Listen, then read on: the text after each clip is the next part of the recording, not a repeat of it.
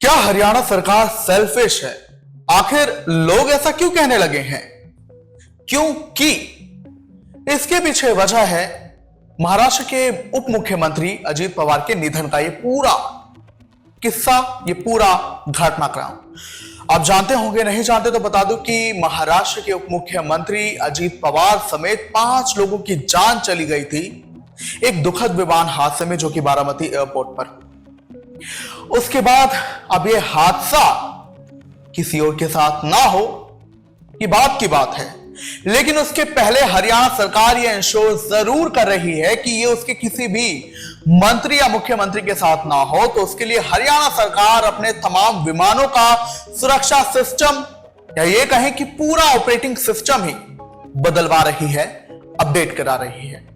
बिल्कुल, नमस्कार, आप देख रहे हैं गिदार, मैं हूं आपके साथ हूं पांडे। आपको बड़ी जानकारी दे रहे हैं, जहां हरियाणा सरकार, उनके पास अब जितने भी विमान हैं, विमानों का जितना भी बेड़ा है, अब उसका मैनुअल अपडेट किया जाएगा, उसका ऑपरेशन सिस्टम अपडेट किया जाएगा, उसका security system, flight security system, सारे सिस्टम अपडेट किए जाएंगे। क्यों? क्योंकि बारामती में एक हादसा हुआ जिसमें 5 लोगों की जान गई। अब इसे सुर्खियां क्यों बटोरी, या ये इतना चर्चा में क्यों बना, या इस पर इतना जोर क्यों दिया जा रहा है? क्योंकि इसमें महाराष्ट्र के उप मुख्यमंत्री की जान चली गई। कई लोग तो ये कह रहे हैं कि देश की कड़वी सच्चाई है ये, कि अगर इसमें उप मुख्यमंत्री की जान ना जाती और ऐसे ही 5-6 लोगों की जान चली जाती जो आम है, तो शायद ये मामला इतना तूल ना पकड़ता और शायद सरकार इस पर इतना जोर भी ना देती। और कहीं ना कहीं ये बात गलत भी नहीं दिखाई दे रही, क्योंकि देश में ऐसे कई बड़े और छोटे हादसे हुए हैं, लेकिन अक्सर होता यह है कि अगर हादसा छोटा होता है तो उस पर इतना जोर नहीं दिया जाता, एक जांच बैठा दी जाती है, जांच के बाद कुछ अपडेट ला दिए जाते हैं।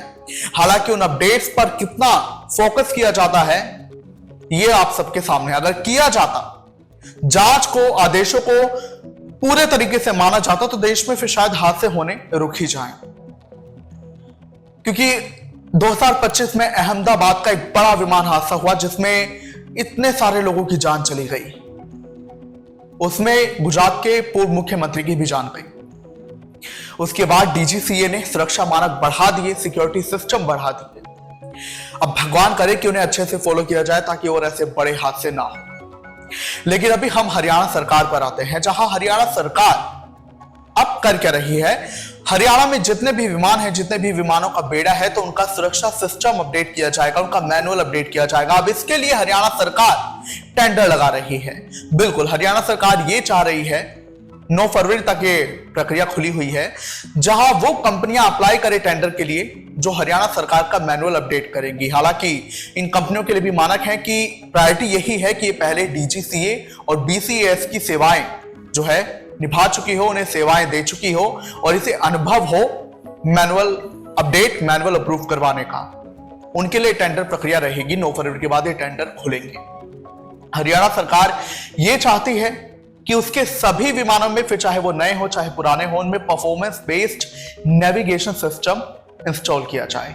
क्योंकि अजीत पवार समेत 5 लोगों की जिस घटना में जान गई, उसमें सबसे बड़ा रोल मौसम का बताया गया है कि ढंग से लैंडिंग इसलिए नहीं हो पाई क्योंकि मौसम परखा नहीं जा रहा था। तो हरियाणा सरकार ये चाहती है कि उसके तमाम विमानों में परफॉर्मेंस बेस्ड नेविगेशन सिस्टम लग जाए, और ये एक आधुनिक नेविगेशन सिस्टम है जिससे अगर मौसम खराब भी हो तब भी सुरक्षित लैंडिंग हो सकती है। साथ ही सुरक्षा का जो प्रोसीजर होता है, सर्च का जो प्रोसीजर होता है, कि अगर विमान किसी दुर्घटना का शिकार होता है या लापता हो जाता है तो उसे ढूंढने की जो प्रक्रिया होती है उस पर भी जोर दिया जा रहा है, उसे अपडेट कराया जा रहा है। इसके अलावा हरियाणा सरकार ये भी चाह रही है जो मैनुअल अपडेट होगा वो कागजों में नहीं, वो डिजिटली हो, क्योंकि अक्सर ये मैनुअल कागजों में दबे रह जाते हैं, फाइलों में दबे रह जाते हैं, लेकिन हरियाणा सरकार ये चाहती है कि रियल टाइम में हो, ये डिजिटल हो। तो इसी तमाम प्रक्रिया के बाद, तमाम हलचल के बाद लोग यही कह रहे हैं कि हरियाणा सरकार तो सेल्फिश है, क्योंकि अजीत पवार के ये जो घटना में निधन हो गया, और उसके बाद हरियाणा सरकार ये चाह रही कि किसी भी मंत्री या मुख्यमंत्री का ऐसे हादसों में निधन ना हो, तो हरियाणा सरकार अपने तमाम विमान अपग्रेड करा रही है। लेकिन हम अगर बात करें हरियाणा के पहले एयरपोर्ट की, हिसार एयरपोर्ट की, तो वहां पर तो हरियाणा पीडब्ल्यूडी को ब्लैकलिस्ट कर दिया गया, क्योंकि वहां पर निर्माण इतना घटिया तरीके से किया गया। यानी जो काम जनता के लिए होना चाहिए था, वहां पर हरियाणा पीडब्ल्यूडी ने ऐसा काम किया कि बस क्या कहें कि उसे ब्लैकलिस्ट कर दिया गया। लेकिन अब जब बात एक उप मुख्यमंत्री के निधन की आई, अब जब बात मंत्रियों की सुरक्षा की आई है, तो तमाम विमानों को अपग्रेड कराया जा रहा है। तो इस पर लोग ये कह रहे हैं कि अपने लिए तो लोग लग गए हैं, अगर ये जनता के लिए भी ऐसे लग जाएं, जनता के लिए तमाम नेविगेशन सिस्टम ले, जनता के लिए तमाम सिक्योरिटी अपग्रेड करा दे, तो फिर शायद ऐसे हादसे होने बंद हो जाएं।